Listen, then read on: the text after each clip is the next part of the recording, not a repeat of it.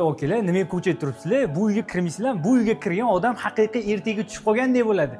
Bir qavatga shunaqangi chiroyli uy tushirib qo'yishgan, yo mashalloh, ko'rgan ko'z quvontiradi. Menga eng yoqqan jihati men besetka bo'ldi-yu. Mana qarang, oila davrasida bir piyola choy ichib o'tirish uchun bundan zo'r joy bo'lmasa kerak. Landshamlik zonasini qarang, ikki qismga bo'lingan zona.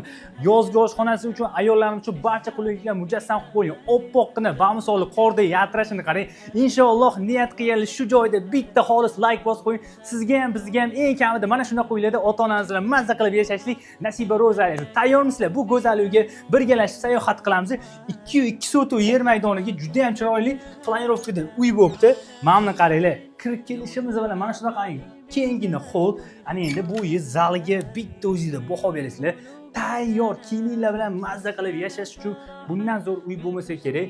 Bu uyni qurgan okalar ranglanib bor, shunaqangi chiroyli kollaboratsiya qilishgan, ko'zinglar bor, mazza qiladi. Oshxonani qaranglar, ayollarimiz ko'proq vaqtini o'tkazadigan oshxona, mamlar bardoviy setlar, bu yoq tarafi yam-yashil kattagina panorama oyna qo'yilgan. Juda ham chiroyli, yaxshi sifatli narsadan ishlatishgan.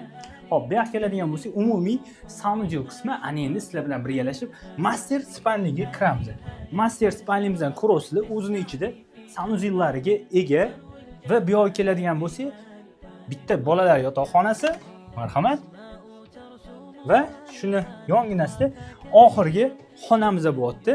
Juda ham chiroyli. Inshaalloh niyat qilganlar eng kamida hammamizga mana shunaqa uylarda ota-onangiz bilan yashashlik nasiba ro'za aylasin.